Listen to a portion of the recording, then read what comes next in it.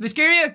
No? Damn it! I was hoping I would. You weren't. Well, you guys are used to that by now. I always start the videos with a big fucking loud high five all the time, so nothing's going to shock you anymore at the start of these videos. But happy Halloween! No, I'm not dead, despite what everyone thinks. Jacksepticeye did not kill me. That it was a goof. Goofed ya. It was just a prank, bro. But oh my god, has that been so much fun. The whole Jacksepticeye thing for the whole month of October has been one of the most fun things that I have ever done on this channel ever.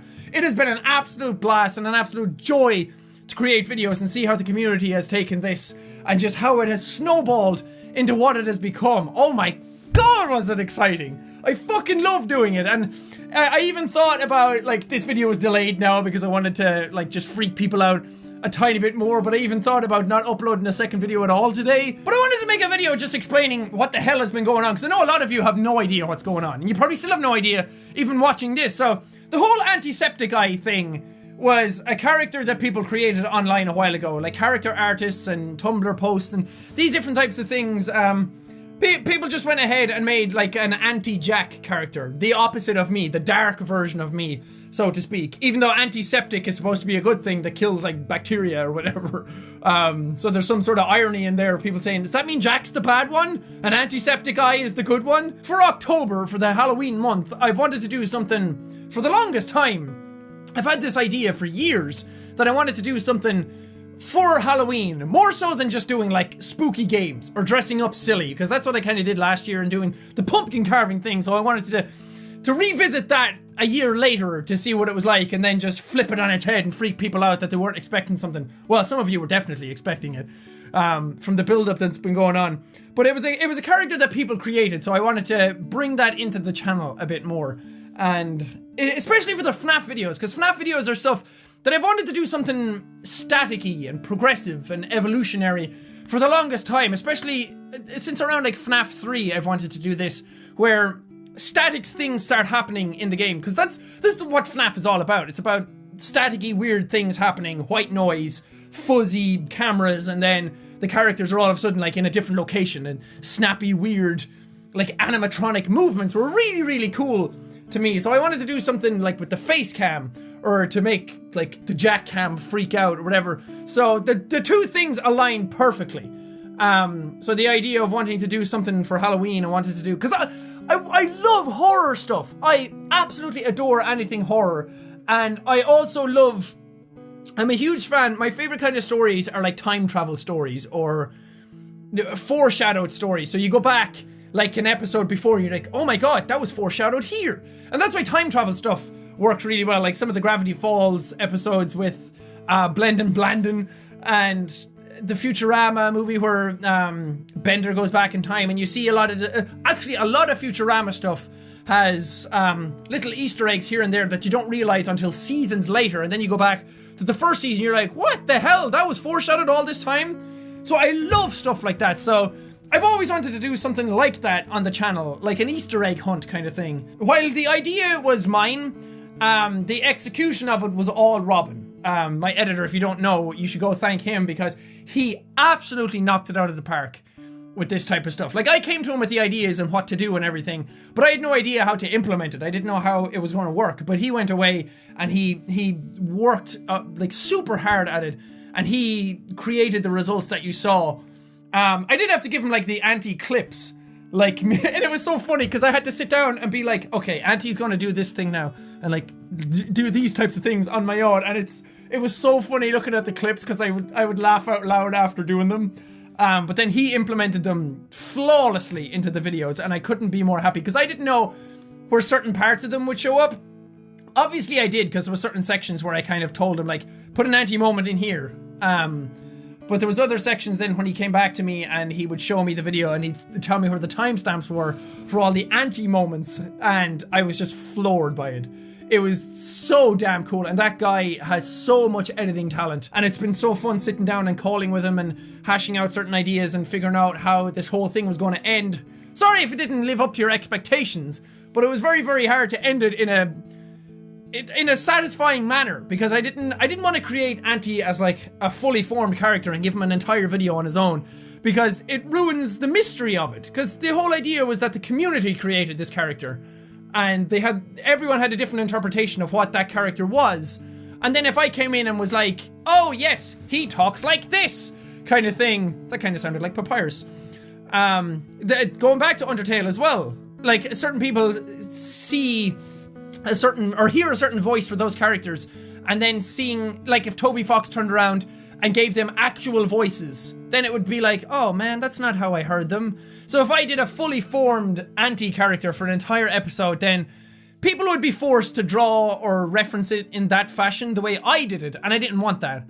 So I kind of amalgamated a bunch of different things that people were doing online. That's why you saw me with like fangs at one point. The gauges were in for some of it and then not in it for other parts. So, and the voice was constantly changing. So I wanted to create just an ambiguous version of that character that people could go away with and be like, oh, I have no idea what that character is still, and make up your own interpretations of it. But I want to say thank you to everybody out there who watches the videos and participates in this kind of stuff, because it's you guys who really made this what it is. Like, I came up with the idea, Robin edited it in a really cool fashion and everything, but without the support and the idea first coming up by you guys, like the whole Jacksepticeye thing, that was a character created by the community, and I am 100% thankful and grateful. That was another reason I wanted to do it, was kind of a fan service thing to give back all this effort that people had been putting into a dark version of Jack, and then I wanted to implement it into the channel to show that I really care about the community, and I listen and I see all this stuff and I think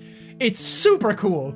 So I wanted to give back and just put the character into the channel, because I love implementing stuff that the community does. I am all for community and interactivity, and I'm blown away by how much people have theorized this thing, because don't get me, I love theories as well. I used to watch Lost, and I used to go to forums and theorize with people all over the place on how, like, is this going to happen to this character? Is this foreshadowing this thing? And seeing how many people took upon this and just made it into something way beyond what I could have ever done on my own. Don't get me wrong, this is exactly what I wanted to happen, because dropping Easter eggs here and there, I wanted people to theorize about stuff, and I have been dropping hints in like that weird Zalgo text. That's what it's called, by the way, if you're looking for it.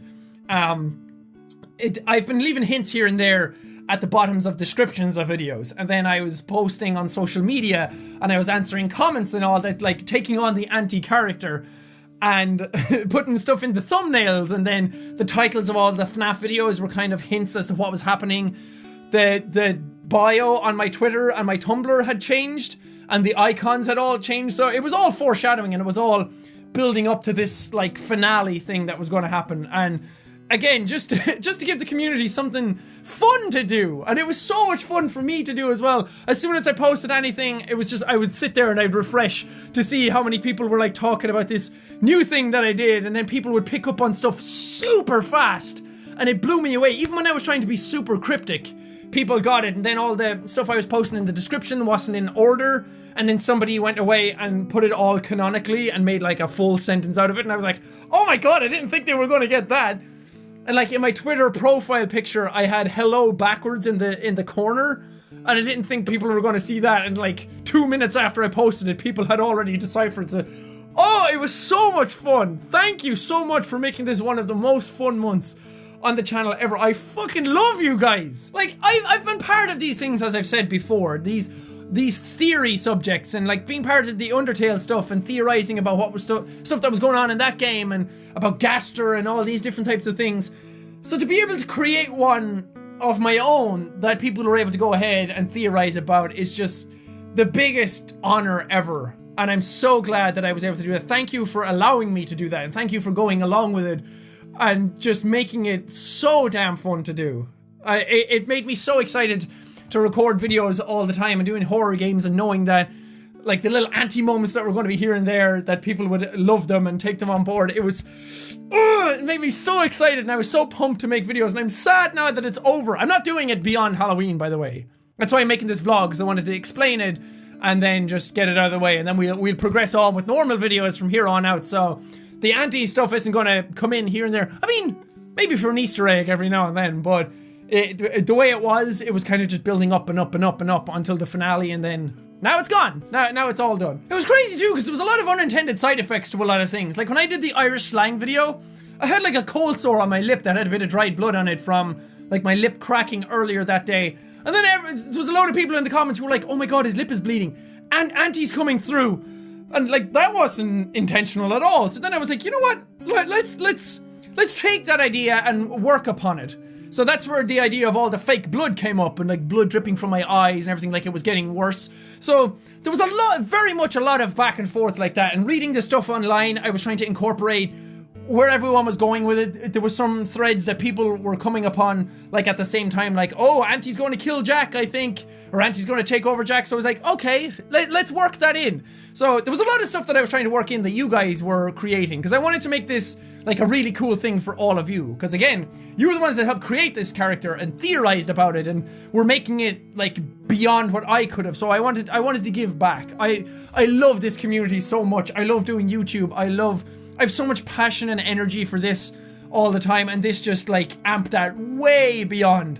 It was an absolute blast to do, an absolute pleasure to do, and to create something so fun for the channel and for the community. Like, I don't know if anything like this will come around again. I hope so, that we can create like an event like this again and work together on it. Because again, like I said, because it was my idea to start this kind of thing in the first place, but I by no means did this all on my own. This was very much a joint effort with the community here, Robin included as well. So just thank you, seriously, from the bottom of my heart, for allowing me to do this kind of stuff, for allowing me to do silly, weird skits and weird characters and just going along with it and making it such a cool experience. I owe so much to you guys, not just with this, just in YouTube in general, and I will always try my best to make you proud and to create fun content for you to watch and to just get involved in. I'm all about community, and I always want to give back as much as I possibly can, because you've given me so much over the couple of years, actually going on 4 years almost soon, of doing this. So just thank you, seriously. But also, thank you guys so much for watching this video. If you liked it, punch that like button in the face! Like a boss! And high fives all around. Whoosh! Whoosh! But thank you guys, now we'll see all you dudes in the next video!